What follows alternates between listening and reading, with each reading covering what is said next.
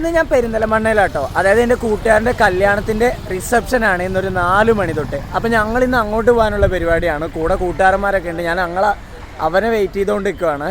അപ്പോൾ എന്തായാലും ഇവരൊക്കെ വന്നിട്ട് നമുക്ക് ആ വീട്ടിൽ പോയിട്ട് അവിടുത്തെ വിശേഷങ്ങളൊക്കെ ആയിട്ടുള്ള ഒരു ചെറിയ വീഡിയോ ആയിട്ടൊന്ന്. അപ്പോൾ നമുക്ക് അതൊക്കെ കാണാം.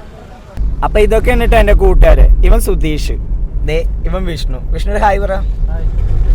പിന്നെ ഇവൻ മണികണ്ഠൻ. അങ്ങനെ ഞങ്ങൾ അവരെ വീട്ടിലൊക്കെ എത്തിയിട്ടോ. പരിപാടികളൊക്കെ തുടങ്ങുന്നുള്ളൂ. ഞങ്ങളൊക്കെ ചെന്നിട്ട് വേണം അവിടുത്തെ ഓരോരോ പരിപാടികളൊക്കെ നടത്താൻ. അപ്പോൾ അവിടെ 2 ചേട്ടന്മാർ ചിക്കനൊക്കെ കഴിക്കൊണ്ടിരിക്കുക കേട്ടോ. അപ്പോൾ ഞാനും കൂടി ചിക്കൻ കഴുകാൻ. ബാക്കിയുള്ളവരൊന്നും കൂടിയില്ല. ഞാനും ഈ 2 ചേട്ടന്മാരും കൂടി ചിക്കനൊക്കെ കഴുകി. ഇതൊക്കെയാണ് അവരുടെ വീടിൻ്റെ പുറവശം. കോഴിക്കുറുമയൊക്കെ ഉണ്ടാക്കുന്ന പരിപാടിയിലാണ്. അവിടെ സവോളയൊക്കെ അരിയുന്നുണ്ട്. അതുപോലെ നമ്മുടെ ചങ്കിത ഇവിടെ വന്നപ്പോൾ തന്നെ ഫുഡിൻ്റെ മേലെ മറിഞ്ഞു കേട്ടോ. അവന് നല്ല വിശപ്പാണെന്ന് പറഞ്ഞ് ഫുഡിൻ്റെ മേലെ മറിഞ്ഞു. അതുപോലെ ഞങ്ങളും കഴിച്ചു. ഉച്ചയായിരുന്നു കേട്ടോ. ഉച്ചയ്ക്ക് അതുകൊണ്ട് ഉച്ചഭക്ഷണം ഞങ്ങൾ അവിടെ നിന്ന് തന്നെയായിരുന്നു കഴിച്ചത്. അപ്പോൾ ഞങ്ങളും കൂട്ടുകാരൊക്കെ കൂടി ഉച്ചഭക്ഷണമൊക്കെ കഴിച്ചു. അതുപോലെ ചുമ്മാ അങ്ങനെ ഇരുന്ന് ഞാനോരോ ക്യാരറ്റും പൊട്ടും കഴിച്ചിരുന്നപ്പോൾ വീഡിയോ എടുക്കാമെന്ന് പറഞ്ഞപ്പോൾ സ്റ്റൈലാവാൻ നോക്കി. മുടിയൊക്കെ ശരിയാക്കി. ഇപ്പം എങ്ങനെയുണ്ട് എന്നൊക്കെ ചോദിച്ച് 2 പേരും മുടിയൊക്കെ ശരിയാക്കും കേട്ടോ. കോഴി അവരുടെ തൂവല് ശരിയാക്കുന്നത് പോലെ. അങ്ങനെ പിന്നീട് സ്റ്റേജ് ഡെക്കറേഷൻ പരിപാടി ആയിട്ടോ. ബലൂണൊക്കെ ഒരുപാട് വീർപ്പിച്ചിട്ടുണ്ടെങ്കിൽ ഇത് എന്ത് ചെയ്യണമെന്ന് 2 പേർക്കും ഒരു അന്തമില്ല. അങ്ങനെ ഇത് ആ കസേരയുടെ അടിയിൽ വെക്കണോ അതോ അകത്ത് വെക്കണോ എന്നൊക്കെയുള്ള ഒരു ധാരണയിൽ 2 പേരും അവിടെ കൺഫ്യൂഷൻ അടിച്ച് കിടപ്പാണ്. എങ്ങനെ ഇത് ക്രിയേറ്റ് ചെയ്യും എന്നുള്ളൊരു മട്ടിൽ. സ്റ്റേജ് ഡെക്കറേഷൻ പരിപാടിയൊക്കെ നടത്തുന്നതിന് മുമ്പ് ഞാനൊന്ന് പോയിട്ട് കുളിച്ചിട്ട് വന്നു കേട്ടോ. അതായത് ഈ പരിപാടിയൊക്കെ തുടങ്ങേണ്ട സമയമായി. അപ്പോൾ അതിനുള്ളിൽ ഞാനൊന്ന് കുളിച്ചിട്ട് വന്നു. കാറ്റ് നിറച്ചിട്ട് ഇത് വീർക്കുന്നില്ലല്ലോ എന്നുള്ള മട്ടിലാണ് വിഷ്ണു കിടന്നത് വീർപ്പിച്ചുകൊണ്ടിരിക്കുന്നുണ്ട്. എന്നിട്ട് എന്നെ ഒരു നോട്ടം കണ്ടില്ലേ, ഇതെന്ത് പരിപാടി എന്നുള്ളൊരു മട്ടിൽ. അങ്ങനെ കഥാനായകനും കഥാനായികയും സ്റ്റേജിലെത്തി. ഇതാണ് എൻ്റെ കൂട്ടുകാരൻ ബാലൻ, അതായത് ഇതവൻ്റെ ഭാര്യ അക്ഷയ.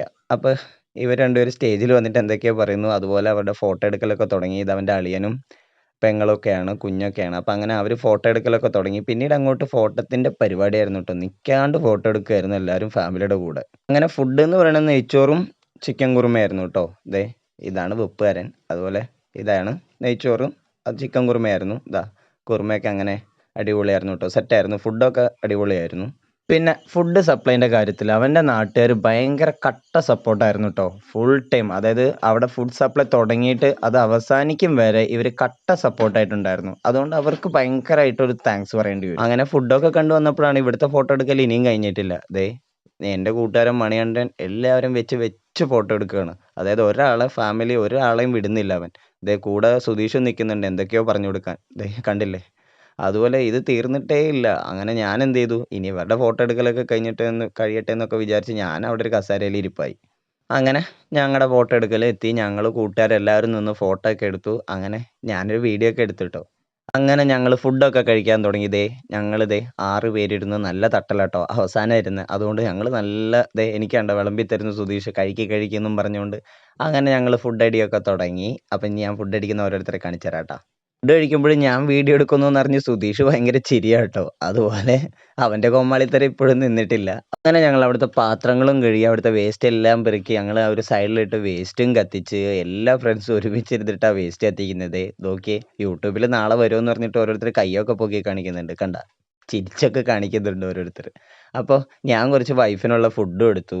കണ്ടില്ലേ, കുറച്ച് എടുത്തുള്ളൂ കേട്ടോ. ഞാൻ അങ്ങനെ വൈഫിനുള്ള ഫുഡും എടുത്തു. അങ്ങനെ ഞങ്ങൾ വീട്ടിലോട്ട് വന്നു.